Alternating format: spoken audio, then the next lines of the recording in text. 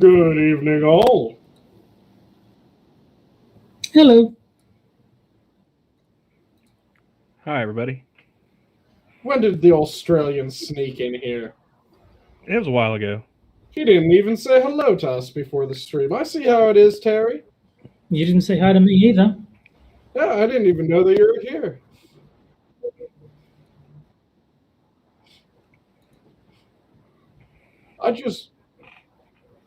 I just finished eating my Phrasing. dinner, which was fucking fantastic. I had What was on the menu tonight, Sanguine? I had miso and shoyu marinated sashimi grade ahi tuna on butter rice with just a slight bit of shoyu to add the right amount of salt and just a nice umami note underneath, with some shisho and nori furikake sprinkled on the rice, some seaweed salad on the side, a bit of Japanese whiskey, a Japanese beer, and 2 shoes of Ajun, my sake. I'm sensing a theme here. Yes, it was very Japanese tonight.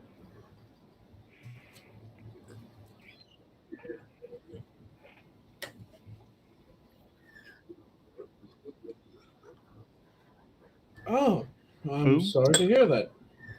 Wait, who? Oh, man. From the chats. I saw Scribe posted the obituary. That's the only reason I know. I was unaware. That sucks, man. Was it a sudden passing, or was it one who was warned? Yeah, he was going up to the Cleveland Clinic to get that treated, if I'm not mistaken. Damn. Because he would be in like the AAA chats and everything. Mm-hmm. Cancer's a son of a bitch.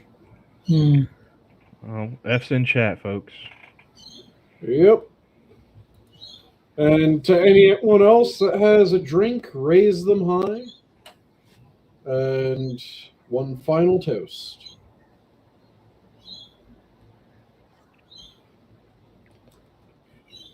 And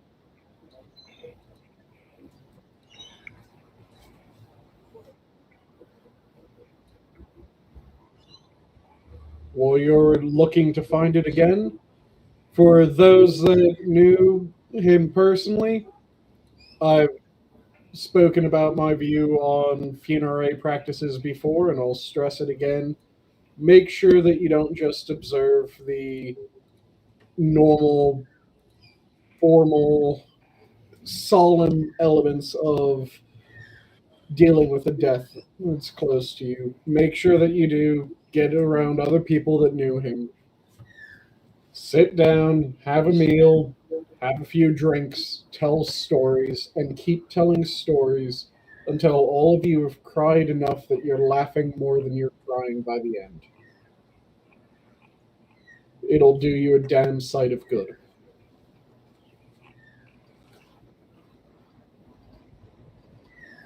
And Kividam is saying she can't hear you, Johnny.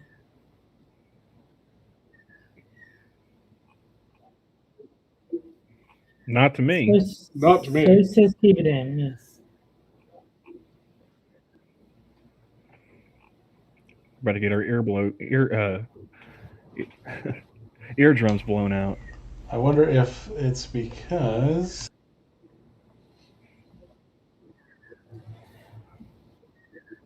Yeah, Spudgun can't hear you either. Or Assassin. That's really strange, because we can all hear him, and he's coming in loud and clear for me.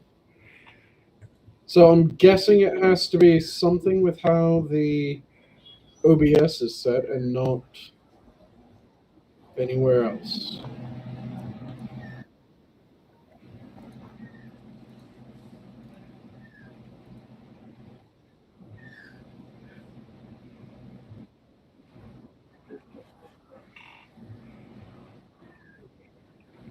Okay. So Yeah, that dinner was absolutely amazing. The sake is good. Also, I told you guys that I was trying to figure out what my celebratory whiskey from my pay raise was, right? And how about this? Sound Well, I must can hear you, be so great. hopefully the chat can now. Just gonna have to wait for chat to tell us if they could hear you. Yep. But yeah, I told you guys that I was going to be getting a celebratory whiskey Yes, I remember this. for my pay raise. And I finally figured out which celebratory whiskey I would get. Okay. I decided on a Lafroig Cardias cask strength. So, are you guys familiar with what a cask strength whiskey is? No, but Assassin is quoting Short Circuit in chat, so they can hear Johnny now. Nice. So, a cask strength whiskey, about most of the whiskeys that you purchase are going to be bottle strength whiskeys, which is that about 40% alcohol by volume or 80 proof. A cask strength is 160 proof. Because Okay. in order to get a bottle strength, it is diluted by half. Right. So a cask strength is much higher alcohol content, but it's also all of the flavor compounds that are in a whiskey twice as strong. Mm.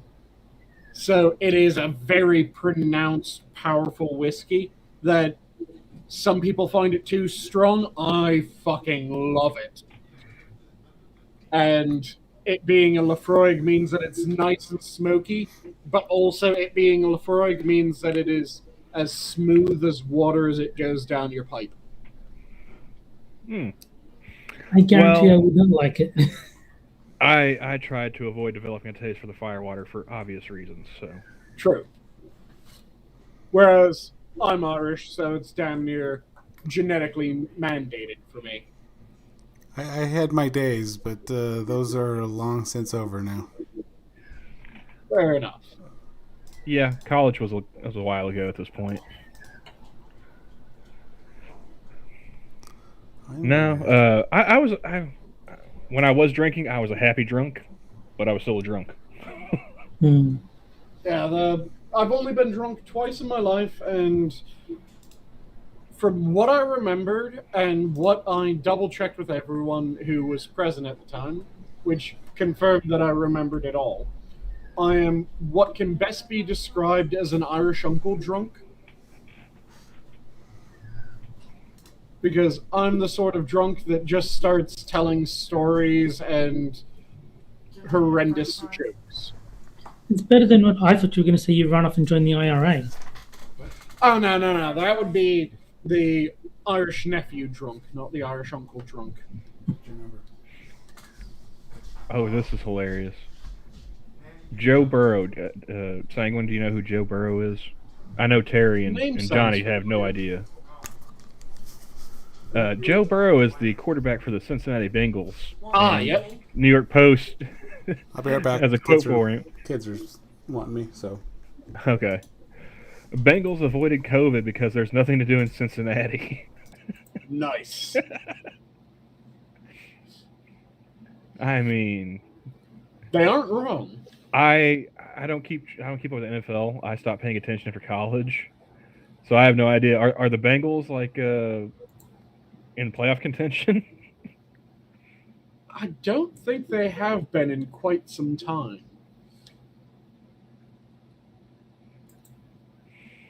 They aren't exactly one of the mainstays of the competition, to say the very least. What is the last time that they were even in the running? They're 8-6 and they're in first place in the AFC North. Okay. That's hilarious. And just because I was curious, so I decided to look up their playoff records as well as see when the last time that they were in the playoffs was. And it looks like the last time was Early 6 years mid-2000s? ago. Oh, 6 years ago? Yep. 2015, they were the wild card. Okay. Beth Castlin says she doesn't pay attention to any sport but baseball. I can't watch baseball. See, And that's how I am for the most part with football. I played football for damn near, or not damn near, for 12 years or so. And I played line. So I got used to getting... Have you ever played football?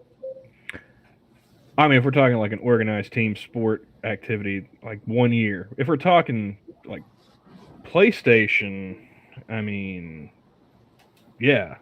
Okay, so you played 1 year, and do you watch football? I watch college football, some college football. Mostly would the two big schools in Oklahoma. That would be enough to know when something goes wrong, the line is blamed, right? I mean, there's a good lot of things the line can get blamed for. Sacks, quarterback pressures, tackles for loss. Whether it be a running back or stuff like that. Yeah, there's a lot of stuff they can get blamed for. And it tends to be if something goes wrong on a play, the line is blamed unless they are just absolutely beautiful bastards that are able to be exempt from the blame. But when something goes well, they don't get any credit. I played 12 years as a football offensive lineman and a good chunk of that defensive lineman. A good chunk of that I was Iron Man football. Are you familiar with the term? Yeah, it's where you play both offense and defense. Yep. So I played Iron Man football for most of that 12 years. And I was a monster. So got the game ball several times. But due to that, anytime that I watch football, if I see a lineman fuck up at all, I get pissed. Oh, you would have tore your hair out watching like the Bedlam game this year, then. Yep. See, I can't. I don't know. It's just bad luck or what. But when I watch like OSU, the Oklahoma State play, it feels like they just end up losing every time I end up watching them on TV. But if I listen to them on the radio, so I'll usually be in the car, listening on the radio to the game.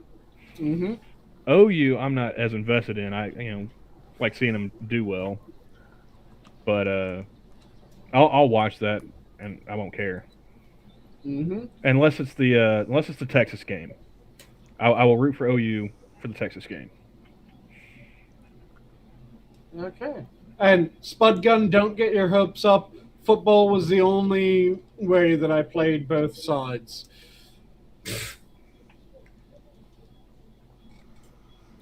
And I apologize for being out. Yeah, apparently I'm Mr. Popular now. Nice. So, Johnny, do you have any grievances you would like to air on this fine Festivus?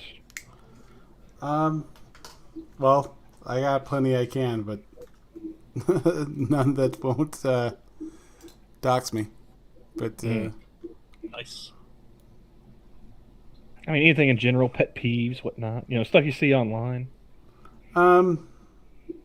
Well, I can do one.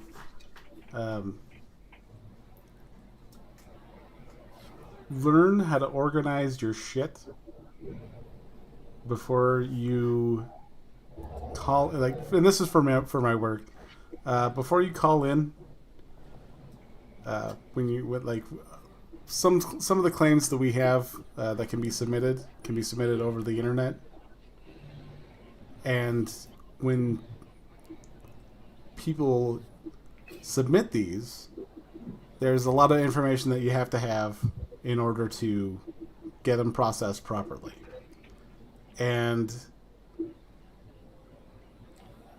there's either not enough information or there's way over what needs to be. Not enough where you know who they fucked back in high school type deal. Yeah. And it's like, just give me the information and fuck off. Mm-hmm.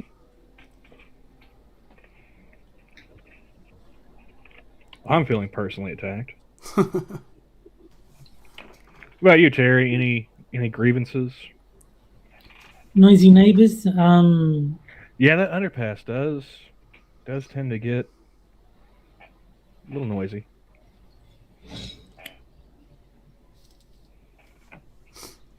Was that it? Other than noisy neighbors, though? I mean, anything No. online? In any of your games you've been playing? Like, got anything that grinds your gears? The fact that I can't get past level 35 on survival mode in Street Fighter V, maybe. Does it do the old school AI issue of it just starts cheating? No, what it does is the difficulty increases the further you go along. Mm-hmm. So the first 10 are like difficulty level 4, which I can like beat easily. Then like it starts mixing in some level 5s, which are tough but manageable, and then it's suddenly just 6, 6, 6, and then that's where I can't beat the level 6 ones. Mm-hmm. At level 6 might as well be level 10. Well, I'm sure if you've played fighting games against the computer, you've had the bosses that just sort of like you look at them wrong and they're doing a 25-hit combo that melts your life bar. It's like that. It's like you do the slightest thing that's even a little bit unsafe, and then they're like, so you forfeit this round. Mm-hmm. There's, Or they know exactly the button combo that you're entering in. Yeah. Because it tells in order to make you do the combo, so it knows, oh, block here, and fuck Yeah. you. It's not as bad as Mortal Kombat used to be, because Mortal Kombat would actually react before there was like any visible sign that you'd done anything, because it was reading your button presses. Mm-hmm. This one, it seems to be playing fair in that it will wait for you to do something risky and then punish you for it. Mm-hmm. It's just that punishment is like half your life bar. About you, Sanguine? Any grievances?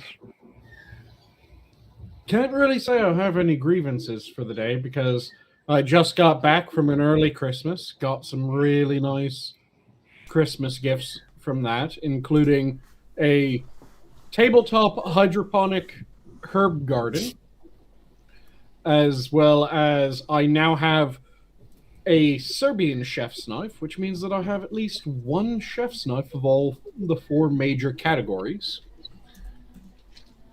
And just really good time in general. Got a new shillelagh. Picked up the bottle of Cask Strength Cardias for my special whiskey today, and picked up a couple other alcohols as I was at that.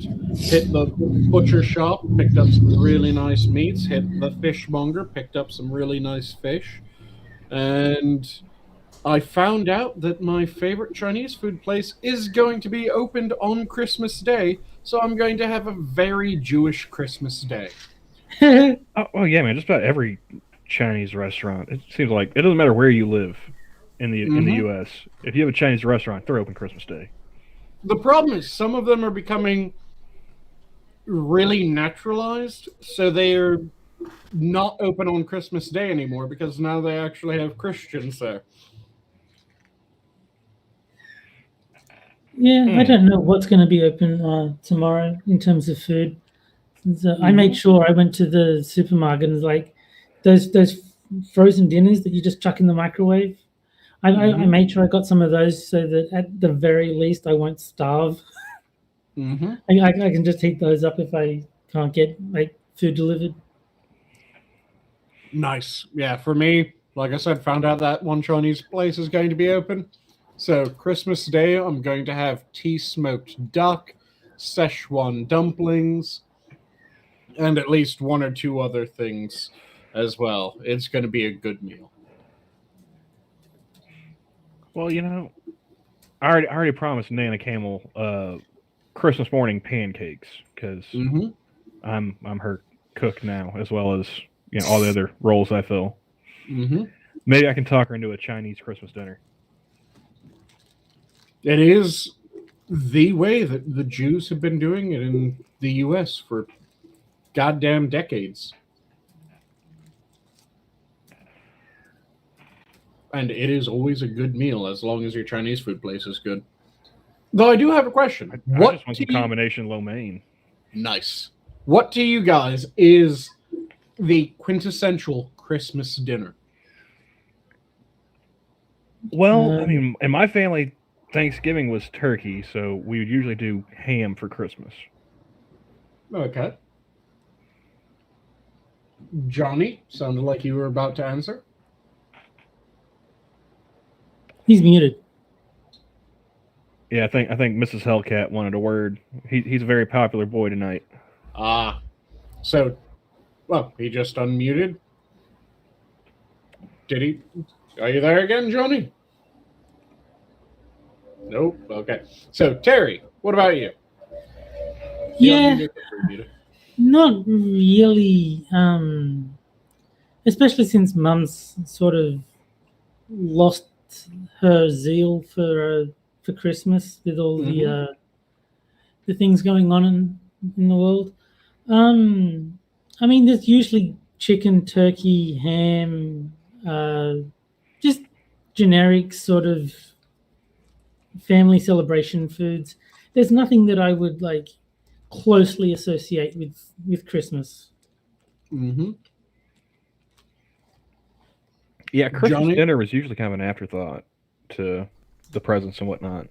I keep seeing Johnny unmute and then remute about as quickly as I'm about to ask him the question. For some damn reason, my mic is deciding it's choosing whether or not to work. So it's See, that's what I thought it was, and I was really trying not to start laughing because I amused myself with that thought. well, and if everyone, and I mean my kids, would leave me the hell alone, I would have to stop turning around, muting everything, turn it back when I go to turn it back on, and it doesn't work. It's like, oh, motherfucker.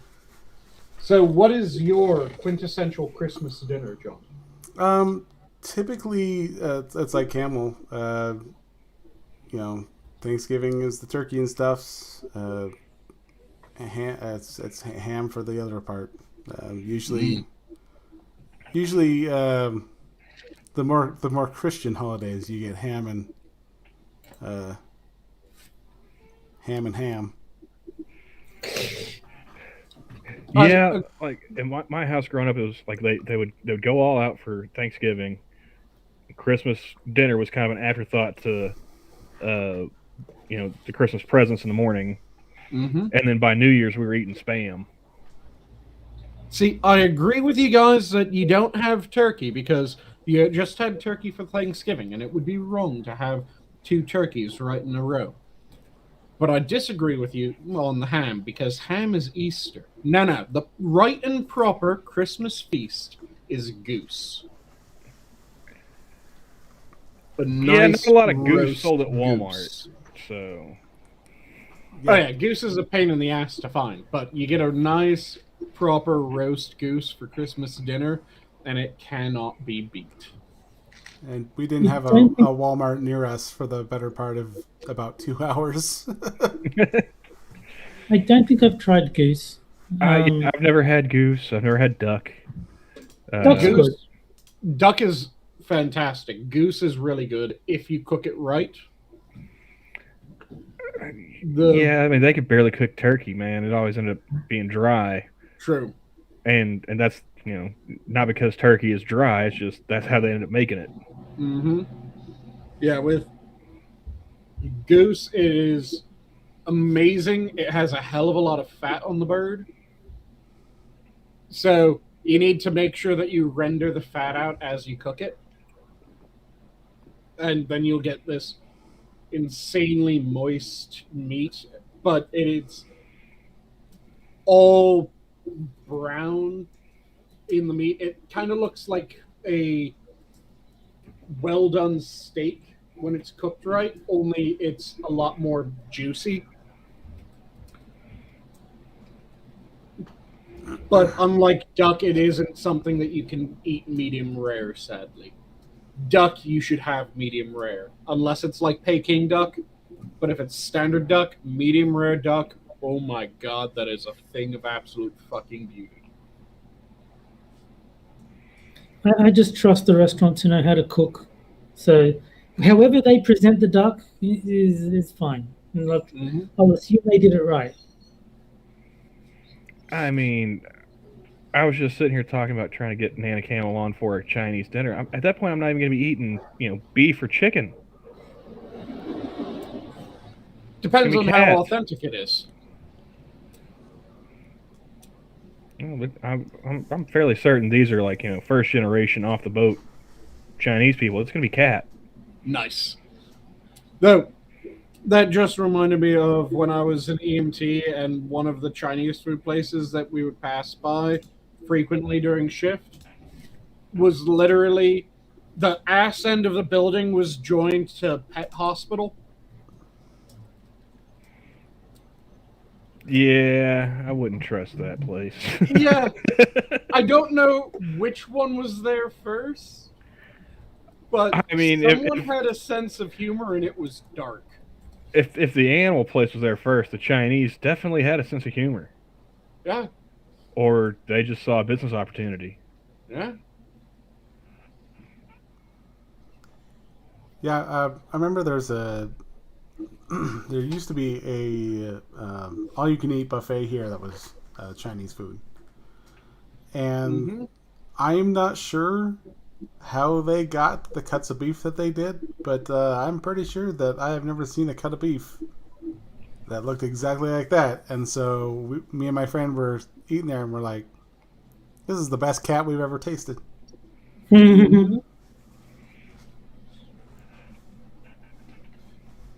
Okay. So, Spud Gun is talking to me about pot noodles and ramen noodles. I don't know what either of those are. So are they just like instant noodles that you just have like that sachet of flavoring that you mix with boiling water? That's ramen noodles. Okay, so that's what it means. In the U.S. anyway, that's what we call ramen noodles. And pot noodle is the version where it's kind of in this cup already, and you just pour boiling water over the top. You put that's down cup of the noodles. lid, and you let it sit for a moment as it cooks through. The ramen noodles, the instant ramen noodles tend to be just this square packet of noodles that you then throw in a pot of boiling water. Okay, so instant noodles. That's all they are. Yep. Okay. Now I'm up to speed. Because I think he was getting frustrated trying to explain to me what they were. It's like, do you know what pot noodles are? No. How about ramen noodles? No. Yeah, they're. I mean, I'm surprised you don't know what ramen noodles are. I mean, Monkey talks about living off that and hot No, dogs he and ranch. says that he likes them. He doesn't explain in detail what they are. He just says he eats them. Ah. Yeah, they're. I could have swore him and Satsu went back and forth on that for a while at some point. Well, maybe they did, but not while I was watching. Fair enough. They're technically chukasoba noodles, which just means Chinese noodles. No, okay. And Kivadem has mentioned Lunchables, which I kind of have a vague idea of because I think Hammer was talking about them. Just sort of like pre-made snacks or something, but They're Yeah. pre-made snack meals for children, which is fitting because only children look forward to ever eating a Lunchable. okay. Hey, man, sometimes I don't want a full Butterfinger, all right? Maybe I want one of the little bite-sized ones. Spud Yeah. thinks I'm just plain daft. I'm like, well, I don't have these things in Australia, so I'm going by half-remembered descriptions of what people have told me. So, sometimes you want the mini Butterfinger, but do you ever want the cardboard with plastic cheese that is the Lunchable pizza option? Yeah, that's when I crack open a Boone's Farm and try to feel fancy. Boone's Farm. That's painful. I knew that would get Sanguine just like that kind of like straightening of the spine. Like, I'm sorry, what? That was painful to even hear. I think we've already established that you and I have two completely different palates, Sanguine. True. Well, it was really funny because And mine isn't nearly as classy. my sister one year, she's like, I'm gonna go on a beer run, and I think I was just coming off of antibiotics, and I'm like, I don't feel like drinking, but I don't feel like, I'm gonna be part of the group and not be part of the group at the same time. And my sister's like, oh, I'm gonna run to the store. What do you want to drink? And they're like, oh, do you have this blah blah blah? And I'm like, she's like, oh yeah, I can get that. How about you? Oh, I got this Blanc, whatever.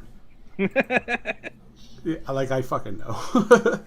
And so they're like, yeah, I can see about that. And they're like, what do you want? And I'm like, yeah, you gonna get some Boone's Farm? And they all just looked at me like, what the fuck? They're like, are you serious? I'm like, yeah. Like, I was like moderately joking when I said it, and the fact that they turned to me and they're like, really? Yeah, sure. I just doubled down. I'm like, get some of that fuzzy navel up there. Let's do it. Oh, I remember me and my best friend from college. We sat down and did like a taste testing of different flavors of Four Loko. They're all shit, but it was just hilarious to try and determine. This is what it says it's supposed to taste like on the can. Anywhere close? No. Moving on. Mm-hmm. Yeah, there's certain foods that you should only eat when you're children, and there's certain types of alcohol that you should only drink when you're in college. And Four Loko is not on either one of those lists. Now, Lunchables you should only have when you're a child. Shit like Natty Light should only ever be imbibed when you're a poor college student. Apparently, when you're a poor college student who's on spring break in Florida, because that's the only time I've ever seen any commercial for Natty Light. That's because they don't need to advertise it anywhere else. Is it? I think it's clearly the drinker's choice when the can even says Natty Light.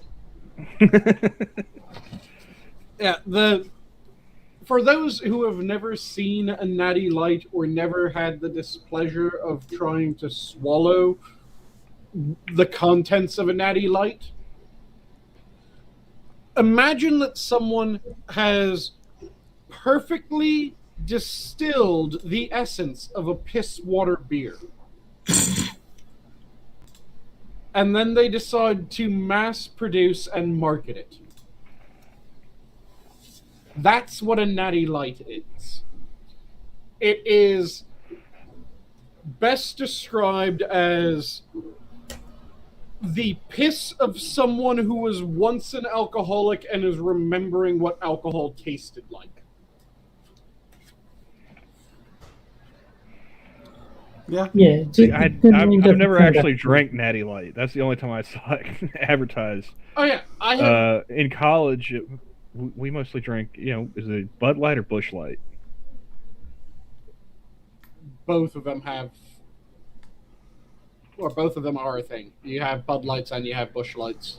Yeah, I was saying it was either one or the other. Ah, okay. I was trying to figure out if you were asking, was it the Bud Lights or was it the Busch Lights that we were drinking? And I'm going, okay, both of them. No. Thing. How the fuck would I know which one it was? Yeah. Poor communication on my part. It was one or the other. You would end up drinking one or the other.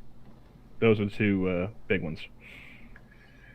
But when I got out of college and I'd be hanging out with people, I would see some of them drinking Steel Reserve.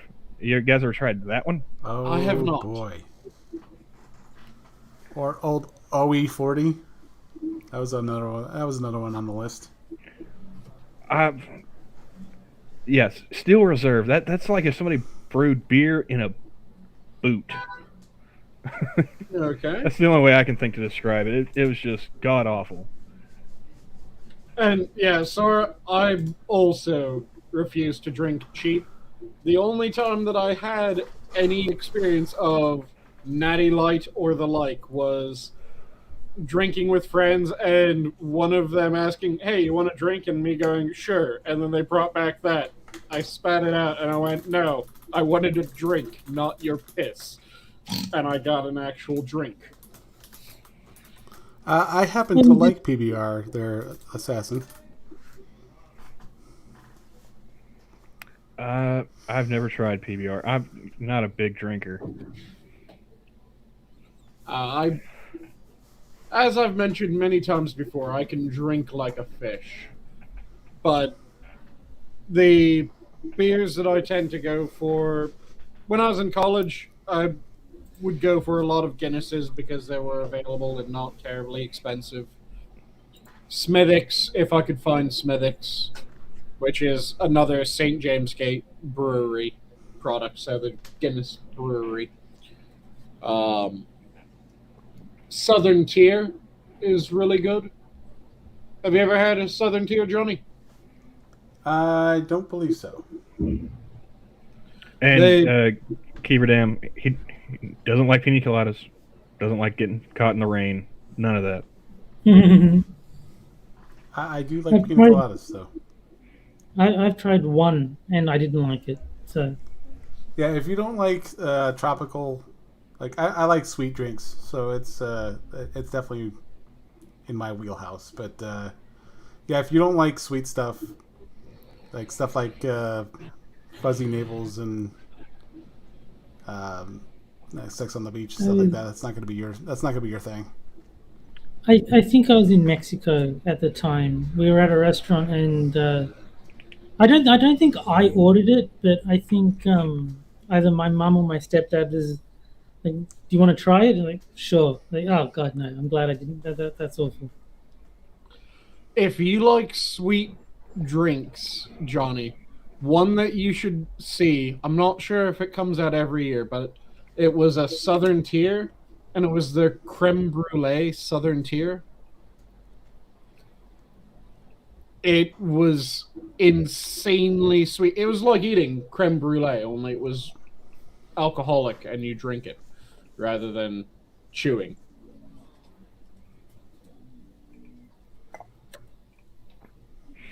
But it was insanely sweet. It was a dessert beer. If that term had any definition, that would be the definition. See, really, if I were drinking, like beer, it'd have to be like a lager. And if I was drinking liquor, more than likely, I would just stick to Long Island iced teas. Mm. And I don't know if you guys have ever had Old English 40. I have not had that malt beverage. I have not had that or Colt 45. So take a PBR, drink it, piss it through a homeless guy's sock, and distill that in a boot, and then you have Old English 40. Okay. That's a very vivid image, Johnny. Wow. It is very gross. Telek in chat is saying that they don't like alcohol, and I don't like the taste of alcohol. Nobody likes the taste of alcohol. What are you talking about? Bullshit. Okay, no one. You're the outlier, Sanguine. No one with a blood alcohol. But As much as it takes you to, you consuming to get drunk, yeah, you'd have to like the taste. The rest of us are lightweights, comparatively speaking. Yeah. We're drinking to get drunk. We're not drinking because we like the taste. Yeah, but if I don't like the taste, I'm not going to drink enough to get drunk. It's like I'll take a sip and go, "Oh my God, this is awful," and then, quite sensibly to my mind, stop drinking the awful tasting substance. Yeah, if you don't like the taste, then don't drink it, which is my policy as well. It's just I really like the taste of certain beers. And whiskey is amazing. Certain wines are really good. I've had some rums that are decent. Well, like I said, there was that one mystery lager up at Tapworks in Oklahoma City that my friends gave me. Like that was like getting a hug from the inside out. Mm-hmm. But aside from that, no. Like I never really drank beer because I like the taste of it. Just like I'm trying to get drunk. There's one that Well, I I don't like tried. the feeling of being drunk either. So There's one that I tried. It was called an Irish Red, and that was really good. Oh, was it Killian's? I don't think so. Oh, that's one of the most common Irish Reds that you can get in the States. Killian's Irish Red. But yeah, Irish Reds in general are fantastic. Pretty much every Irish beer family is really good, which makes sense given that it's an island full of lushes. They should know what tastes good. I think it was one of the local places that made it. I know that there's also an ice cream shop here that sold. They had two flavors. Mm-hmm. One was an Irish whiskey flavored ice cream, and the Ooh. other one was an Irish red flavored ice cream. Mm-hmm. And I'm like, all right, I'm curious enough to try this. And yeah, I had one dish of one dish of the other. And I'm walking home, and I'm like, well, this isn't fun. It's like this is what it's like. I was talking to my wife, and I'm like, well, this would be what it would be like if I was drunk, without getting drunk. I would smell, because you can smell the Irish whiskey and the beer Mm-hmm. and the Irish red. Mm-hmm. But there is no alcohol smell to it, so you don't have that nasty, like, oh god, that guy smells drunk. I just, you can smell it on my breath without actually seeing me like trip over myself to get home. Mm-hmm. A whiskey ice cream sounds amazing. Oh, it was really good. I thought it was going to be, just because whiskey. It's not an overly pleasant taste, but again, this is my taste buds versus others, and yeah, whiskey. Ooh, whiskey. well, it isn't a Jameson. I do like Jameson as far as Irish whiskeys go, but it wasn't. They didn't mention anything about Jameson being in there. It's just an Irish whiskey flavor. Mm-hmm. But yeah, it was really nice. I did like the ice cream, and I usually get a quart before, whenever it pops up. Mm-hmm. the most tolerable alcoholic drink is like something heavily diluted in like orange juice or Coke, and usually vodka, because it has not as much of a befouling effect on the orange juice or the Coke. The only use I have for vodka is cleaning. Yeah, well, like when I was young and was still in the mindset of I need to drink so people will like me, which is a terrible mindset. Don't ever think that, because that was not a fun time of my life. The only way I could drink anything was if it was very heavily diluted, and even then, it still tasted foul. It tasted like ruined orange juice. My friend actually had, whenever we got paid, we always spend, I think it was like this, we had this stuff called Lewis and Clark vodka.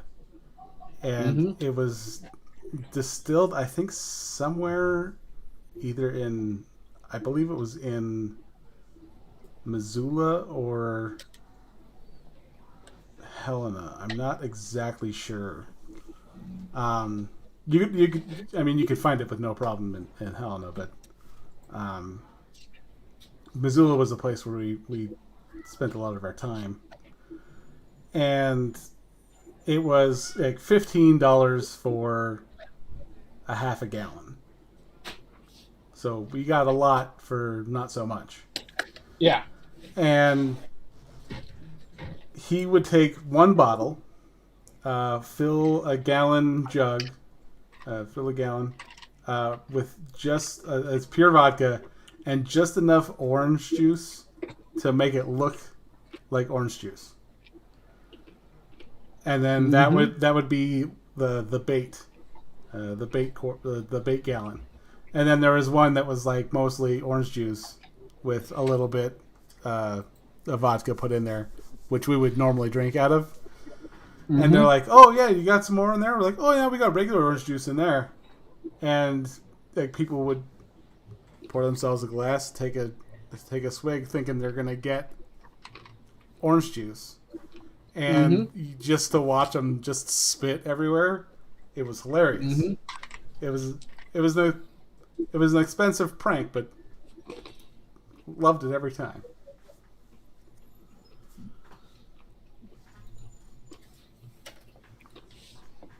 Nice.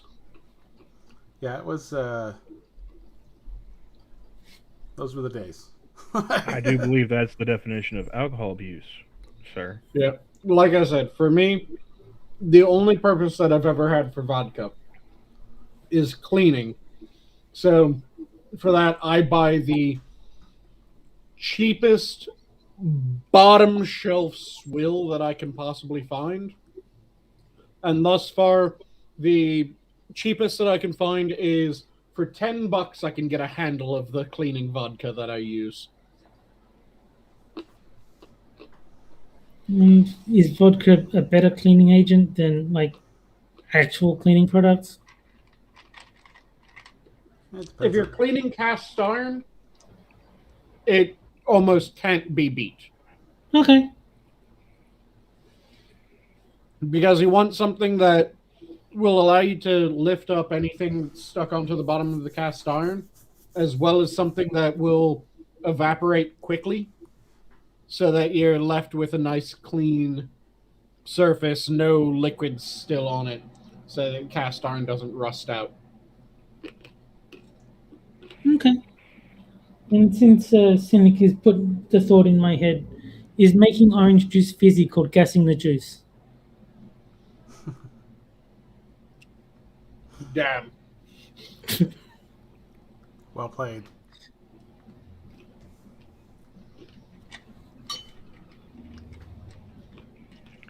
And to answer Key Redeem's, Polly is a Maker's Mark man.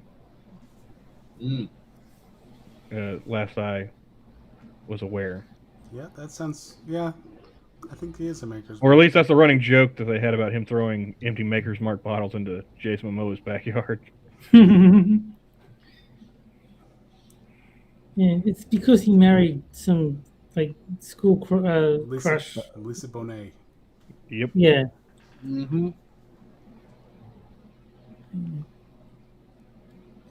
I know. I've only heard that name in connection with Polly. I know. I think she was an actress, right? Yeah, she's an actress. She was on the Cosby Show. Okay. That's where I think Polly fell in love with her.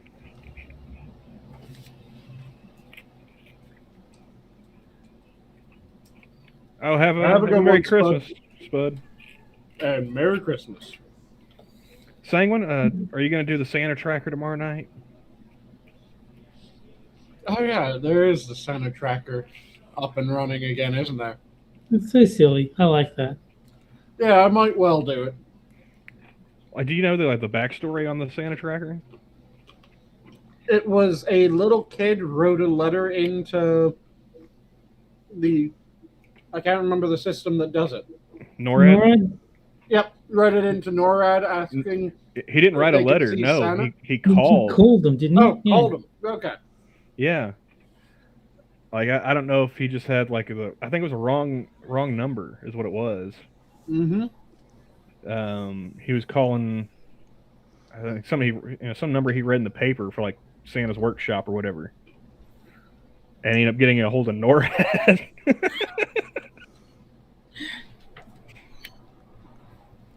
Nice. So yeah, they've been running the Santa tracker ever since. It was like what, back in the 50s, I think it was. I got to give credit to whoever it was that answered that phone call, because it would have been very easy to say, "No, wrong number, go away, kid." But they indulged the kid, which is Yeah, yeah. It nice. was I think it was an officer answered the phone.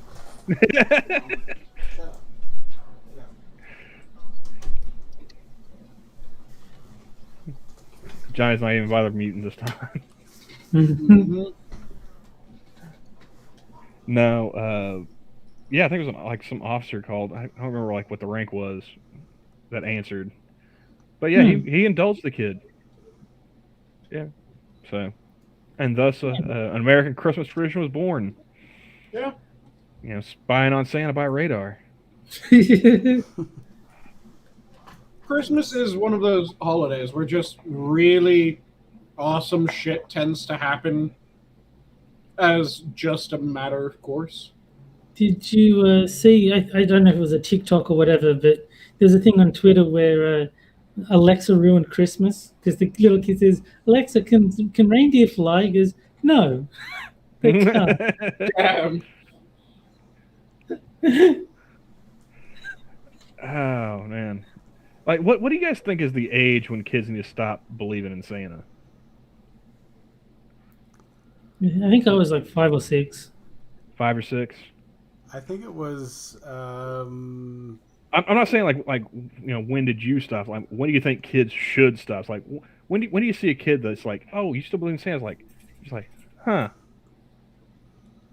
I don't know. I've only got my own experience to go by. I asked my mum questions she couldn't answer. The whole house of cards fell down. So I do remember my mum was quite insistent that I not ruin it for other kids at school. If I were to meet like a kid that's over the age of like, I would say 9 is a cutoff. Yeah, Okay. kids still believe in a Santa Claus at 9. I'm gonna look at them a little funny. See, I was going to be a bit more generous and say 10 or 11. Well, I'm thinking if they've reached double digits and they're still buying into Santa Claus, not holding out a lot of hope for that kid's future. It was 11 for my elder boy. I rest my case. See, I actually remember it because I asked how Santa got around the world in one night, and Mum said, "It's magic." And I said, I distinctly remember, no, you said magic doesn't exist. And so what's the real answer? And she's like, didn't have Shut one. up and have a lolly. There's no Santa. Shut the fuck up, kid. I think I broke her heart because she did not want to give up the secret that early in my life. I remember when I was told there wasn't a Santa, and I remember my response to being told that there wasn't a Santa. My response was, I still get the presents, right? Well, my response was, so you lied to me. How come you're allowed to lie to me, but I'm not allowed to lie to you? Because I got in trouble for lying as a kid because, well, kids lie and get in trouble for it. So why are you allowed to lie to me then? Yeah, like I said, my response was specifically requesting that I still have presents saved from Santa, even after I knew that Santa wasn't real. See, I gamed it Because out that was pretty part of early. Christmas. I gamed it out pretty early because my mom and dad weren't together, so I had 2 Christmases. Right. You know, it's like, Did you get the same thing from both Santas? Well, no, like I get different gifts from the different households, but it's like, all right, I've heard all the songs. He makes a list. He checks it twice. Are you telling me he's not going to realize that there's a same kid at 2 different locations? I'm gonna get presents at both. Really? Nice. Like, And, this is a one-man operation with a bunch of elves. Like there's not going to be that much bureaucracy where they're going to let me slip through the cracks that easy. And I agree with Sora on it. Let kids be kids for as long as possible. Oh yeah. I'll let them. I'm not going to burst a kid's bubble if they're 10 years old, still believing in Santa Claus. But I am going to give them some side eye. Mm-hmm. And Sora never believed that a strange man delivered toys. And then, smart kid. I think I must have known, because I wouldn't have been interrogating my parents if I was like fully embracing the Santa myth. So I think I must have twigged at some point early on too. Yeah, see, like, and that realization, that also killed the Tooth Fairy. Yeah, and For Easter me, Bunny the kid. and all that sort of stuff. Oh, they have an Easter Bunny down in Australia? I thought that was just like an American thing. Yeah, we have the Easter Bunny. Only down there, he's an invasive species.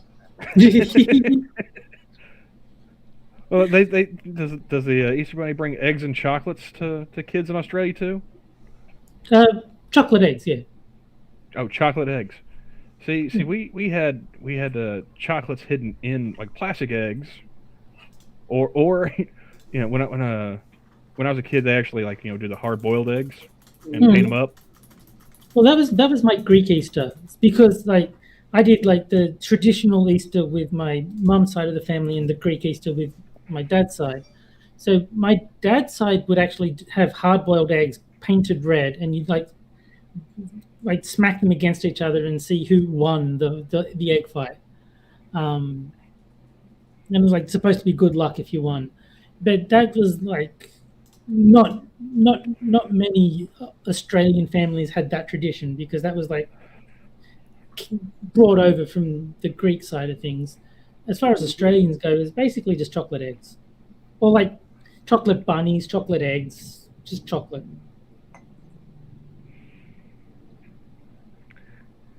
Yeah, that one always struck me as weird too. It's like I was a skeptical kid.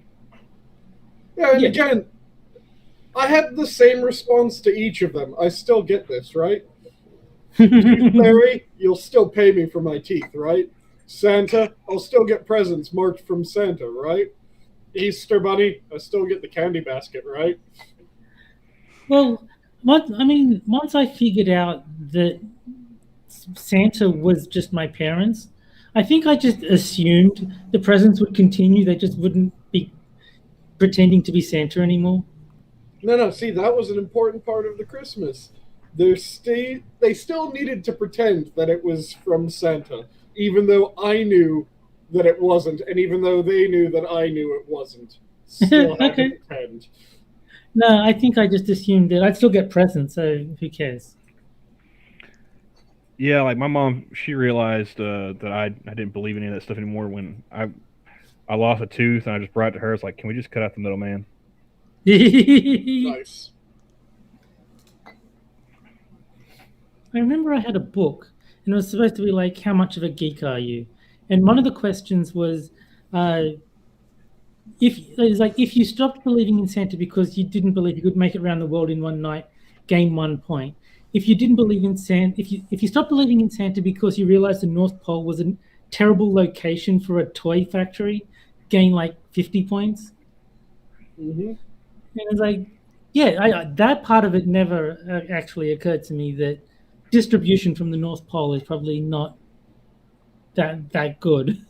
I was the lesser points on that. I mean, that's spoken like somebody who lives in the southern hemisphere. Yeah, I do. The North Pole. Who would? I mean, yeah. I never thought that deeply into it. I just, like I said, 2 different houses. Yeah. 2 different days. Because like my mom's family, we do Christmas Eve, and then go over to my dad's for Christmas Day. So it's like, all right, presents from Santa at both locations, 2 different days. Like, this isn't jiving with the narrative. Well, I think my side of things was smart with regards to Easter, because like Greek Easter and, well, technically Orthodox Easter is what it's properly called. And the like generic, like the usual Christian Easter is like a week apart most years. So they didn't pretend that the Easter Bunny was involved in the one a week later. They just said, no, the Easter Bunny is for, like what I thought of as Australian Easter, and the Greek Easter was just something that my grandparents did. So they kind of stopped me from drawing that conclusion too quickly. Your grandparents just really had a hard on for egg jousting. No, I mean, I understood that it was Easter, but I separated it as real Easter and Greek Easter. It was kind of like how my 5-year-old brain perceived it. Mm-hmm. I like how the real one did have the candy, though. Yeah. Well, Sora did the red eggs as well, so it must be common within the Orthodox religions. I've never done red eggs, but Yeah, I mean, they just boil them up, paint them all different colors when I was a kid. Mm-hmm. Well, the chocolate eggs were always like wrapped in like bright multicolored wrapping, but the boiled eggs were always red. We would paint our own eggs in whatever color pattern we wanted. You know, I'm just kind of like happy that someone else knows the red egg tradition. So yeah, I was always the only one who ever did that. Like growing up, like none of my friends knew what I was talking about. have you guys? So, Sora, did you also do the egg jousting? And go on, Johnny, while she's responding to that. I was gonna say, have you guys? Being that I can't find the initial thing that I was trying to find, because somehow I must have released it from its prison.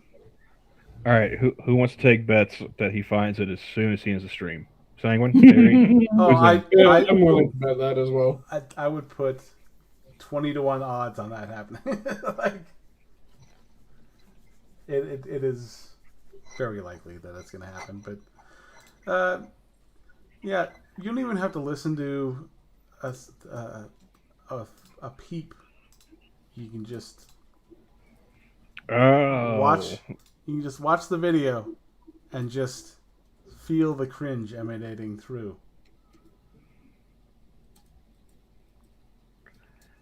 That's Can we drown them in a tub? Oh yeah, I remember. she's I not didn't 6 listen- feet away. She's not wearing a mask. Not wearing a mask. This has been I this didn't has been listen to floating the audio, around. but I've seen this. Yeah. Why are those two not wearing masks, but everyone else is? Because everyone else in that is a lower class pleb, whereas they are the noblesse oblige. Well, I told Johnny, like just in conversation, when I had Nana came up with the hospital, like if I see one fucking TikTok dance, so help me God. It's gonna get falling down in here.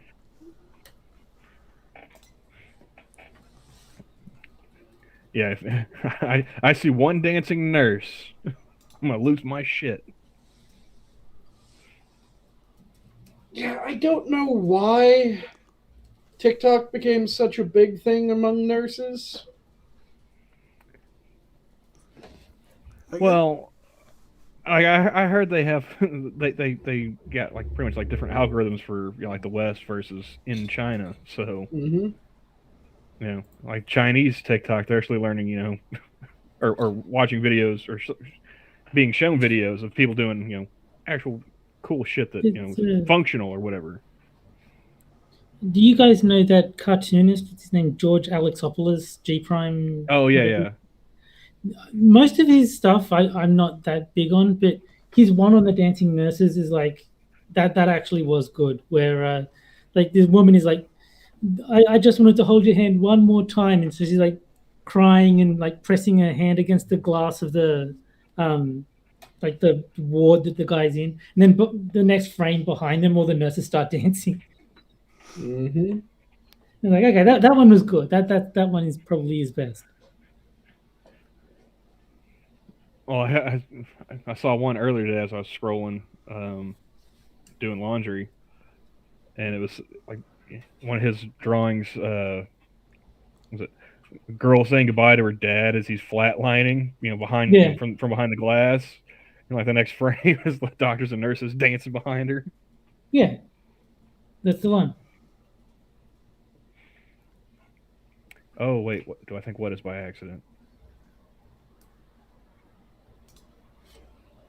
Oh, the different algorithms? No, not at all.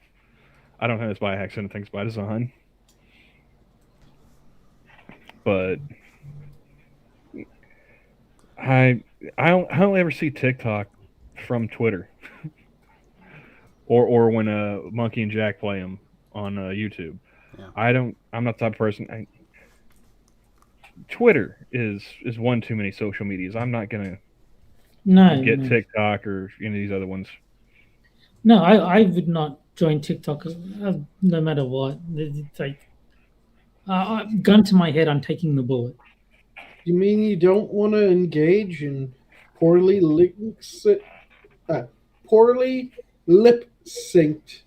videos? Yeah, no, that's not my thing. But what if you added in a dance? That's still not quite getting me over that line. I think between the dancing nurses and the dancing while my baby's dead is that was enough for me. Mm-hmm. Like, I'm just like, nope, it deserves to be thrown into the mass graves with all the Eastern European folks that would do that, and then bury it and set it on fire.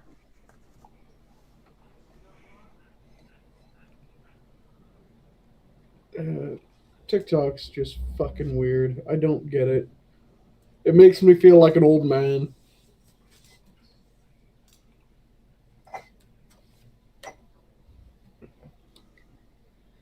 Yeah, I'm fine with sticking to YouTube as far as video content goes. Mm-hmm. I don't need TikTok.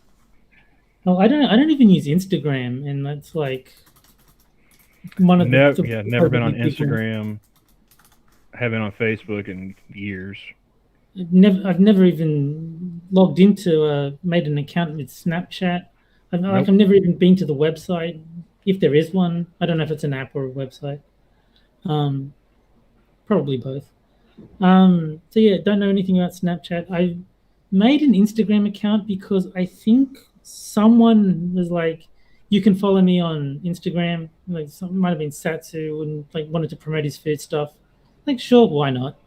So I just started clicking and following people there, but I don't actually log into it anymore. Mm-hmm. Yeah.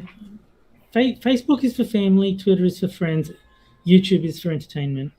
That's basically my social media. Yeah, mine was... Don't you lie to us. Twitter's for arguing with idiots.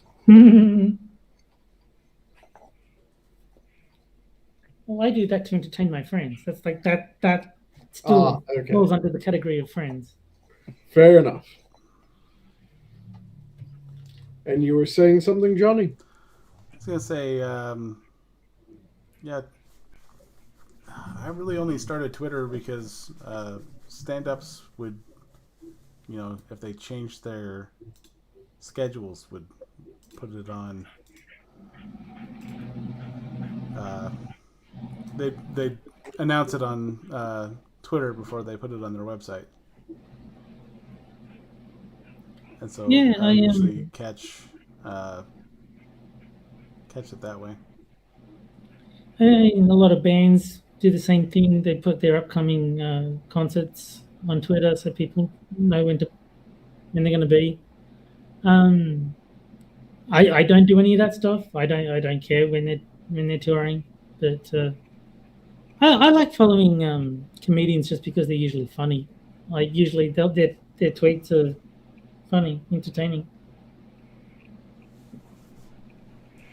I don't know, man. Getting blocked by Ed Byrne pretty much made it where I don't follow a whole bunch of comedians. I see your Ed Byrne and I raise you an Eric Idle.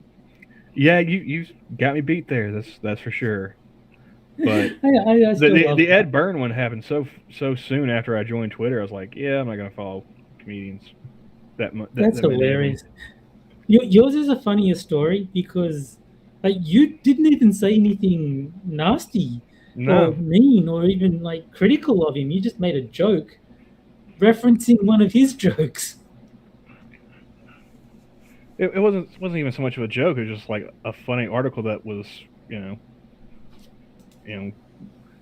funnier because I knew his joke. Yeah.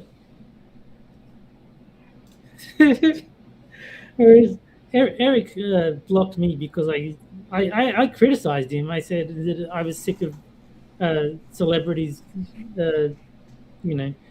shitting on Trump and calling everyone Nazis, and I said it's also tiresome. And he just that was enough. He didn't like it. Well, to answer your question, Jack, history began in November of 2016, so sometime around then. Yes, that is the correct answer. That's exactly what I would have said without the history started part. I would have said no. That started in 2016.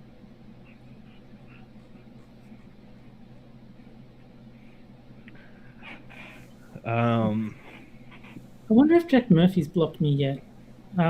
Which see, I follow a different Jack Murphy. Yeah, and that whenever I was everyone would bring up Jack Murphy, that's who I thought too. And so I'm like, what the hell's he doing going off about manhood and shit? Like, I don't know, that's weird. I don't know which Jack Murphy you're talking about, but I'm referring to the cuck extraordinaire. Right, yes.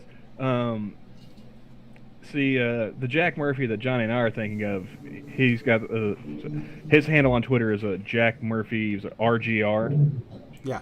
Okay. And he is a journalist, an author, and Army veteran who has a podcast.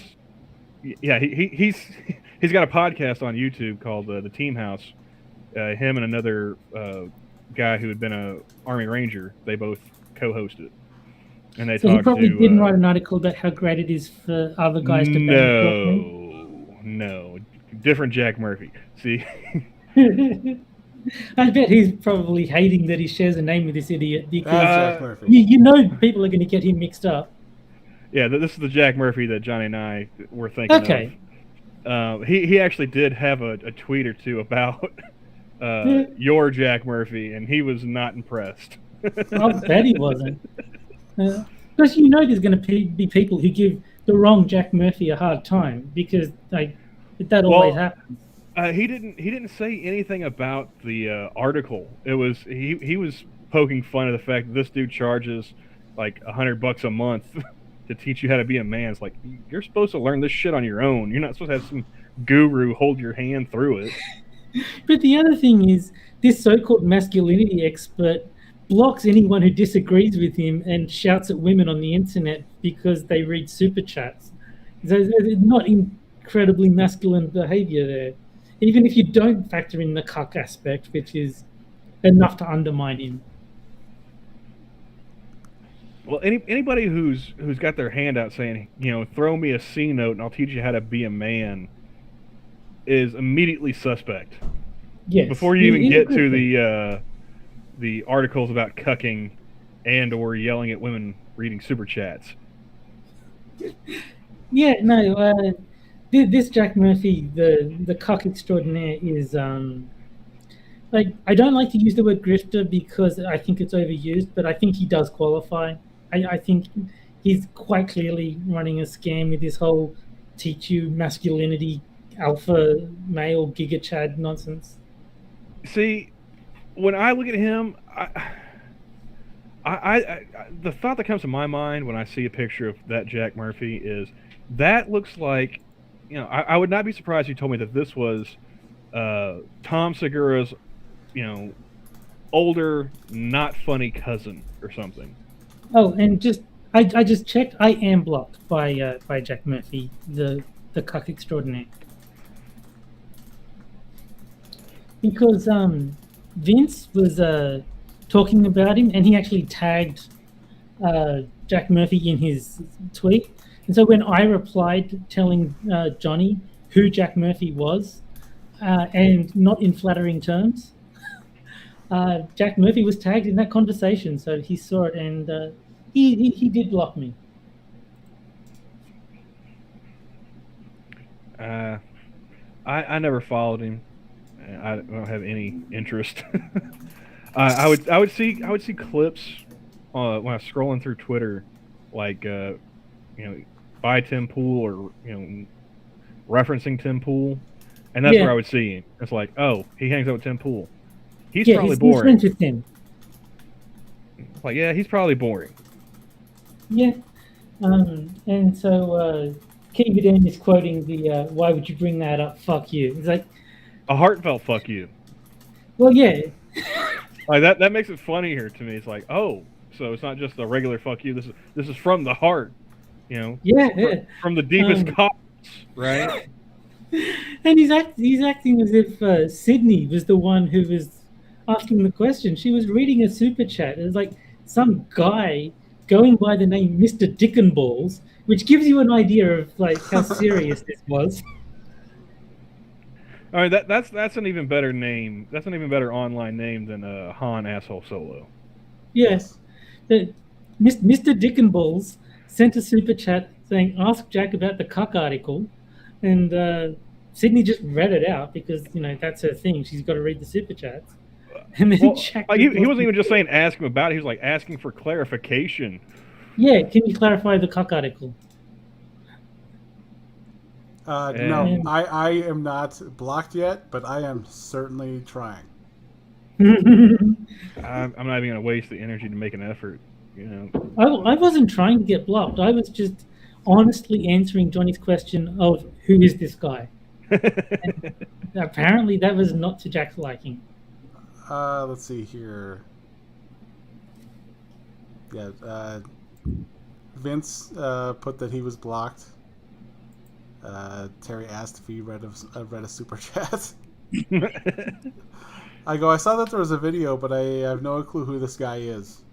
And Terry tells me who he is, says that he's a self-confessed cuck. I said, lol, what a dork. And, now I'm going to throw that Jack Murphy with our Jack Murphy. And then we're going to see where it goes from there. Jack Murphy Live should change his name. Peddling bullshit about being a real man couldn't handle a candle to Jack Murphy RGL. And Cougar Knife, plot twist. It was his girlfriend's boyfriend who asked the question. Oh, did I? Oh, well, whatever. It was Matt from Tinder. And I like, I forget who it was, but someone was suggesting it was Matt Jarbo. Oh, God. That Matt from Tinder was Matt Jarbo all along. I forget which channel that was, but there's someone who's making that joke and it's just saying Matt Jarbo is like every guy's fake name now. So when they give Oh, and so not the Matt Jarbo, just a Matt Jarbo. Yeah, just someone pretending to be Matt Jarbo because that's like the name everyone uses when they don't want to give their real name to a woman. Well, see, I like that line from... Oh, go ahead. So is it now that the common joke line for saying that you're on Tinder and trying to find a date rather than coming up with, oh yeah, we met at a coffee shop. Yeah, a coffee shop. You met while bouldering? See, I don't like the that's not my preferred pseudonym. I understand some folks get a kick out of it, but I always like that line from The Long Kiss Goodnight. Mm-hmm. It's like, I prefer to be frank and earnest. When I'm in New York, I'm frank. When I'm in Chicago, I'm earnest. Nice. Well, it's very important to be earnest.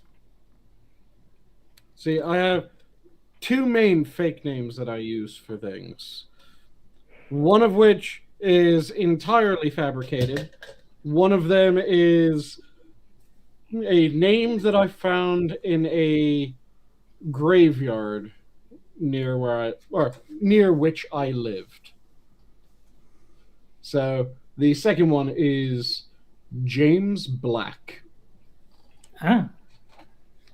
which is a very good fake name, and it works mainly because it sounds really real, which, considering some stiff was in the graveyard with that name, it was a real name. Yeah. It feels very noir, though. True, it does have kind of that. I'm a detective that's kind of fallen onto hard times. I mean, it's a good thing you didn't go with Jack Black, though, because that would have Yes. been ruined as soon as a certain actor became famous. See, I would have went with Joe Black to see, just to smoke out anybody who may have seen that movie. Not a lot of people that I know have actually sat down and watched that movie. Mm-hmm. They're like, oh, I've heard of it. What's the plot? I don't know.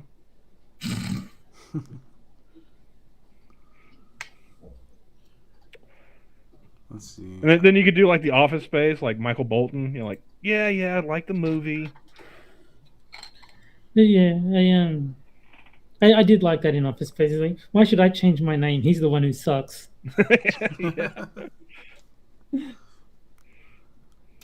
I had a fake name. Actually, was really funny is I met some guy who actually wanted to kick my ass, and he asked for my name, and I just go, "Well, my name is Jack Cochran." Thinking Nice. he's over there. He's not. No one's gonna meet that guy. And then I thought, wait a minute. I have one of those faces, so I have people coming up to me. He's like, I've had people like walk up to me like ready to just haul off and beat my ass, and they're like, "Are you Forrest?" No. Do I look like a Forrest? No. And Gunsky asks, he says, "You mean that movie where Brad Pitt speaks terrible pigeon?" No, that's not Meet Joe Black. Are you thinking of Snatch, where he plays a pikey?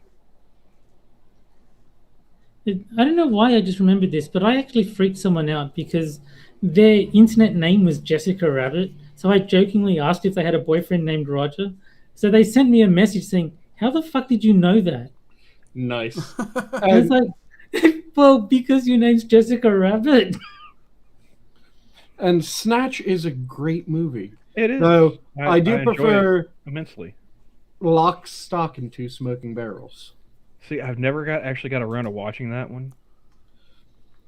My favorite part of Lock, Stock, and Two Smoking Barrels is the main group in Lock, Stock are these friends that are deciding to pull a heist, and one of them is a chef, and they're talking about all the different weapons that they're trying to get, and the chef pulls out this knife roll of just fucked up looking knives. And one of the other guys starts giving him shit, and the chef just leans across him and says, No, you don't understand. Knives are for or guns are for show. Knives are for pro. And then just stands back, and everyone's like, "What the fuck was that from?"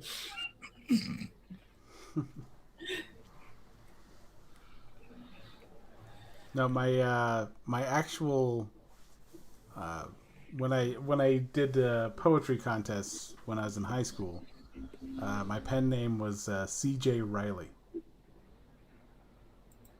Okay. which I don't know how I came up with those, but that was pretty much my go-to. And Jack sent me a link on Discord to Meet Joe Black.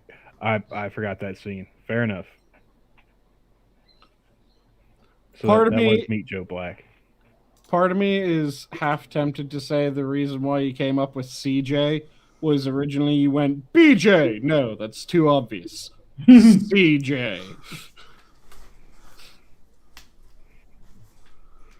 No, I think there was. I was trying to think of a better name because a lot of people were making their own kind of nicknames when I was in high school, and people were coming up with. You don't get to make your own nicknames. That's like a rule. That's an unspoken rule. Anybody that makes their own nickname, it deserves mocking and ridicule. And Well, it's that always happened the to, edgiest George. shit when they make their own. Yeah, no. But that happened to George on Seinfeld. He tried to give himself a nickname and it blew up in his face. Yep. No, it just was, and it just ended up being something that I used whenever I wrote something. So it was kind of like I couldn't make it. I couldn't come up with a name that didn't sound authentic. So I was just like, fuck it. That's gonna be my writing name. Nice. Like I said, if you're ever trying to find a really good fake name, just walk into a cemetery. There's loads of them. They aren't using them anymore. That's true.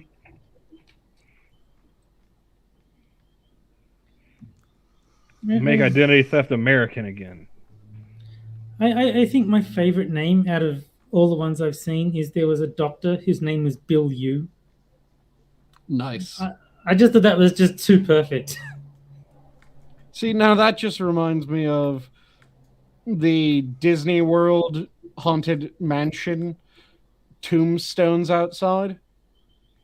Have all of you guys been to, or with a limit of probably Terry hasn't, but have the other two been to Disney World or Disneyland and gone on the Haunted Nope. Mansion rides? Not even close. Never even been interested in going. Not even as a kid.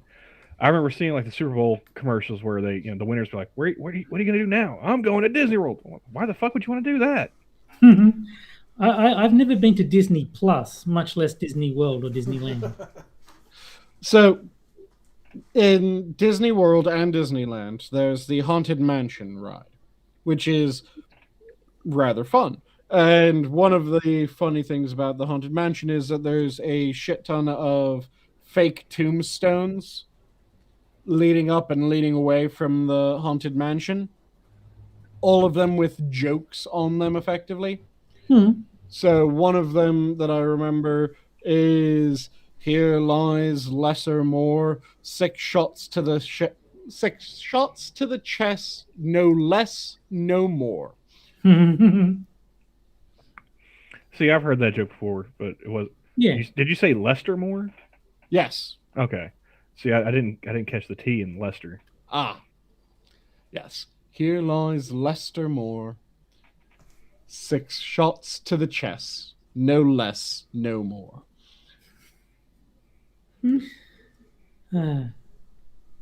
So yeah, all of those leading up to and leading away. I used to like the fake names in the Halloween episodes of The Simpsons, and they'd be like panning through the graveyard, and there'd be all like the fake names there.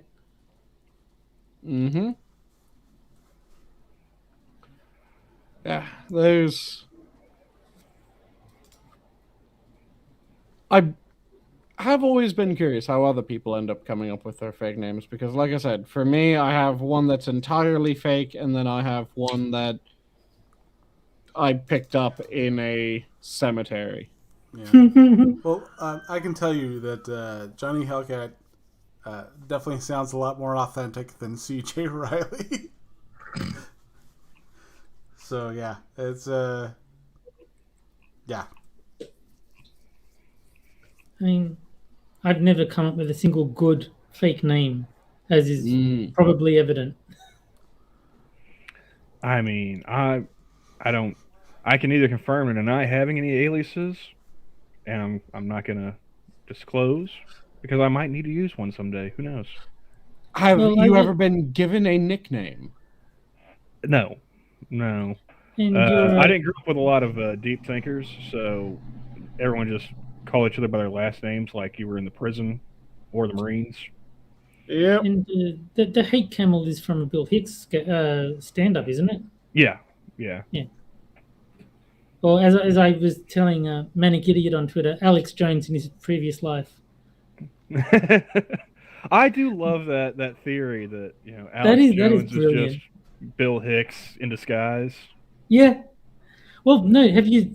Because I posted a video that was irrefutable proof that Alex Jones was actually Bill Hicks, and they go further. It's not just that Alex Jones is Bill Hicks in disguise.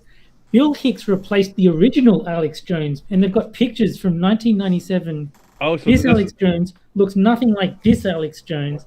So 1997 is when the CIA replaced the real Alex Jones with William Melvin Hicks. Oh, so this is like a whole nother like Paul McCartney all over again, huh? Yeah. So they say that like in his final performance, Bill Hicks didn't sound like a dying man. He sounded like someone who is about to start a new TV show. Could that TV show be InfoWars? Yes, go to bed. Only say goodnight, everyone. Night. Bye. Say have good night, everyone. Good night. Have a good night, everyone. It's yeah, no, that cracked me up. Just watching that video, they're trying to prove that Alex Jones, the original Alex Jones, was replaced with Bill Hicks by the CIA. Nice. Yeah. See, I'd have to see that video. Now my curiosity is piqued. Why would the CIA want to replace? and why would Bill Hicks go along with it? I have so many questions now. Well, I put the video up on my Twitter, so you can check that out when you get a chance. They showed him another angle of the Zoom Ritter film, didn't they? Just like in his bit. They even go through dental records and say, like, both of them have a gap between their front teeth. This crooked tooth on Bill Hicks, Alex Jones has the same crooked tooth. It's been shaved down a little bit, but you can still see it's there. And it's like that. Okay. They're full on convinced. Like this doesn't come across as a joke. This is like they're blowing the lid off this thing. See, that's just reminding me of. Do you guys remember the Secret Man videos from a few years ago? Where everyone's a transgender person. Yes. Thing. Yeah. Oh, okay. The transvestigations. That's what they were called. Yes, that's what it was. Yeah, I recall hearing about them. I didn't ever actually sit down and watch them. Every man was actually a woman, and every woman was actually a man. Yeah, yeah. Is this where we got the? Is this where we got the line deal from, or? Oh, the thing where the dominant person stands straight and the submissive person. Is that where we got this from, or? No, that was just another bit of craziness that popped up somewhere.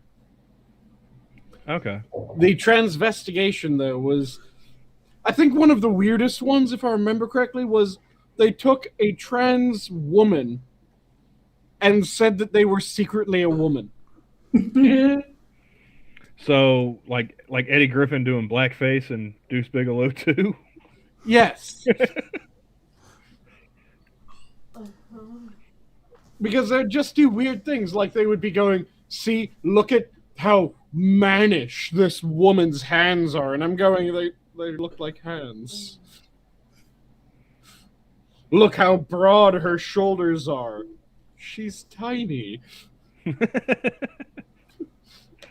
Wasn't that Shoe on Head that they were accusing of being a man? That's kind of what blew up the transvestigators, or did Shoe cover them? I think Shoe on Head was involved, and that's how I came to be aware of them. I think they tried to say that she was a man, and she covered him. Because of. She covered them after they tried to say that she was a man. Okay, yeah. And but did they say tiny. that Boxy and Kiwi were also men, or just Shoe? Just Shoe. They might have been under the impression that Boxy and Kiwi were Shoe as well. Like everybody else? Yeah. So many people thought that she was Boxy. I only recently found out about this. Was it Kiwi something? Is like a porn actress who looks a bit like Shoe? Yeah, Kiwi Sunset. Right. Is a... I'm not really sure if she's full porn or just effectively... OnlyFans. Gravure. or however the fuck that's normally said, where it's almost porn. It's kind of like pinup type deal, Okay. where it But isn't no, full I heard nudity about that. but implied nudity. Yeah. I heard about that, and basically everyone who wants to bang Shu settles for Kiwi Sunset because they look the same. Yep. Well, the reason why I heard of Kiwi was because like when Shu and Skeptic broke up, apparently he started following Kiwi like right afterwards. Dude's got a type. Apparently. And it's tiny, tiny brunettes. I think she's cute. I think she's quite pretty. Mm-hmm. And like I said, she's tiny. All right, I think we're starting to wind down a bit. Yeah. Fair enough. And yeah, so for parting thoughts, Camel? If I don't join Sanguine for his stream tomorrow, I'll just say Merry Christmas, you filthy animals. Mm-hmm. All right, Terry? I think Johnny just wants to end the stream because he's worried the transvestigators will realize he's been a woman this whole time. They're on to me. It was on my Social Security for the better part of 35 years. So I've That's all the proof they need. only been a man for 5 years, give or take.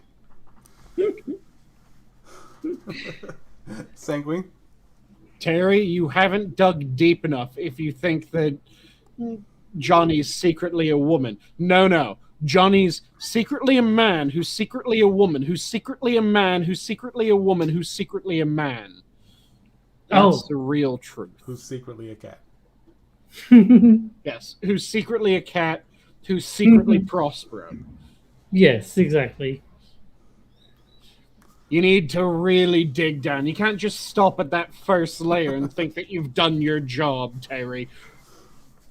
No half-assing it here. You got off on the wrong foot.